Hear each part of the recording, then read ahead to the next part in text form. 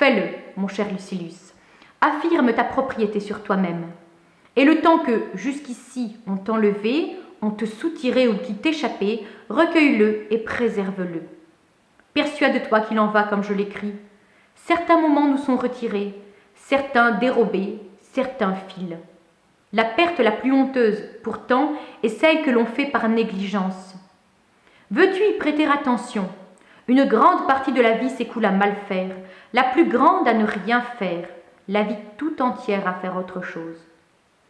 Quel homme me citeras-tu qui mette un prix au temps, qui estime la valeur du jour, qui comprenne qu'il meurt chaque jour? C'est là notre erreur, en effet, que de regarder la mort devant nous. En grande partie, elle est déjà passée. Toute l'existence qui est derrière nous, la mort la tient. Fais donc, mon cher Lucilius, ce que tu écris que tu fais, embrasse toutes les heures. De la sorte, tu dépendras moins du lendemain quand tu auras mis la main sur l'aujourd'hui. Pendant qu'on la diffère, la vie passe en courant. Toute chose, Lucilius, est à autrui. Le temps seul est à nous. C'est l'unique bien, fugace et glissant, dont la nature nous a confié la possession. Nous en chasse qui veut. Et si grande est la sottise des mortels que les objets les plus petits et les plus vils, du moins remplaçables, ils supportent de se les voir imputés quand ils les ont obtenus, que nul ne se juge redevable en quoi que ce soit pour avoir reçu du temps, alors que c'est le seul bien que, même reconnaissant, l'on ne peut rendre. Sans doute demanderas-tu ce que je fais, moi qui te livre ces préceptes. Je l'avouerai franchement. Dans le cas d'un homme qui vit dans le luxe, tout en étant minutieux, je tiens le compte de ma dépense.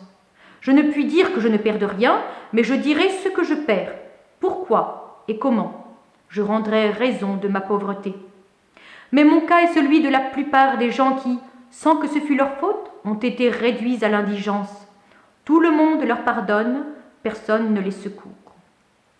Alors quoi? Je n'estime pas pauvre celui qui, si peu qu'il lui reste, en est satisfait?